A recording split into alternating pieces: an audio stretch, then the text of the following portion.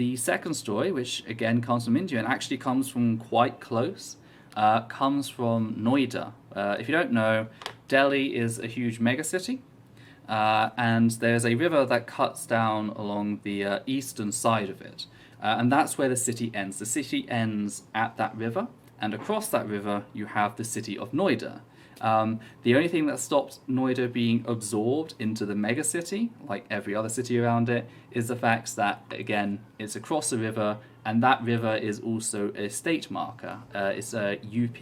I'm trying to remember what UP is. I think I had it written down, didn't I? I had this. No, I didn't have this. Okay. I'm going to have a double look.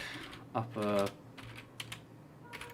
Hang on, sorry. There's a lot of people saying about my point. Oh, there's this intersection of being trans and being homeless, right? And like, yes, and that is one reason to care. But I really want to emphasize we should care just because homelessness is a problem and because no one should be homeless. I understand like wanting to focus on trans issues, but we also need to care about everyone just in general, I think. And if we care about homeless people because regardless of whether or not they're trans, even if they're not trans, then they can care about trans people even if they're not trans, and we can kind of have a massive amount of support we wouldn't usually have.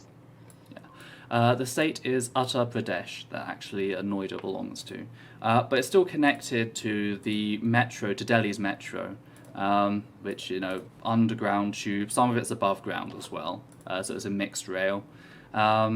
What they've done is they've taken one of their old stations and they have renamed it Pride Station in honor of the trans community. They've also hired 6 trans members of staff in the process of this. Now that might not sound like much, these are different ticket conductors, etc. It might not sound like much, but you have to sort of also understand the social context of India, and that's the fact that the perception of trans people is tightly associated with the, tightly associated with the Hijra community. They're not the same, there is a distinction, but the Hijra community is very often seen as sort of the go-to of trans imagery in India. It's what they think of when they hear it. And a lot of the Hijra are beggars. They travel around, they do different services, they offer blessings. There's a sort of special religious sentiment to the Hijra. It's kind of strange. They're kind of revered, but they can also be subject to a lot of hostility.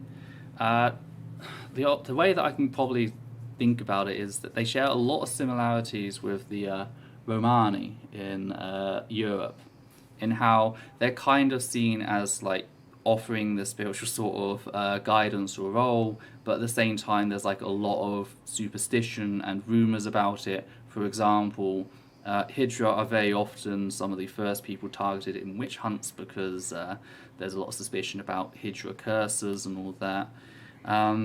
But again, they're very often seen as like not being in employed jobs, in doing blessings, begging, selling things on the street. So for them to get stable jobs in a railway, which is named in their honor, that's kind of a big step for them. It's a sign that there is mobility for them. They can get these jobs, they can be welcome, and they can be respected as well. Like, I've had my issues with the metro because as a trans person, the metro can be quite a scary place. The metro here, going through the metro is like going through TSA airport security. You have to put your bag on an X-ray and you have to go through a metal detector, just like you do at an airport. They're very efficient at it, so it doesn't take as long as it does in an airport. But yes, you have to do that every time you enter the building. You have to do that. They do the same thing with malls over here. And the thing is, they have armed guards stationed at each of the entry points. And the weapons are visible. They sit behind these bomb screens slightly away from where the pat-downs are done. So it's like, it can be very nerve-wracking, especially considering the lines are gendered. and if you pick the wrong queue, they like challenge you on it quite verbally and vocally, and that can lead to a rather stressful moment where I forget every word that I know in Hindi, and I'm being yelled at by someone, and I'm just like looking over the guy with the gun behind the bomb screen going, is he going to think that I'm doing something, offhand, that I'm reaching for something, or I've got something in my bag. So yeah, that's sort of, there's a lot of tension. The Metro has pledged that like if people identify as this, they're allowed through whichever gender queue they require. There's not been so much implementation of that though. I've not seen. Again, I tend to still avoid the Metro, but seeing an entire station being renamed in the honor of trans people, seeing trans people being hired, hopefully that will act as like a hub, a central point for like more trans inclusive sort of approaches to people being, applied, etc., which will then hopefully disperse out throughout the rest of the Metro, because I see they like move around workers whenever workers are needed in different places. So yeah, hopefully it's a sign of good things to come. But yeah, it's just really nice. Like, I know the renaming is symbolic, but the actual going out of their way to hire applicants. There's a sad note to the article, which is the fact that as some people became aware of it, they'd already hired all of their spaces that they had open. So some people are like still turning up asking, hey, do you have an opening for trans people? And they're like, sadly, we don't anymore. Hopefully they'll like make the call out for future jobs in other stations. That'd be nice. But yeah, it's just moving forward with things in general.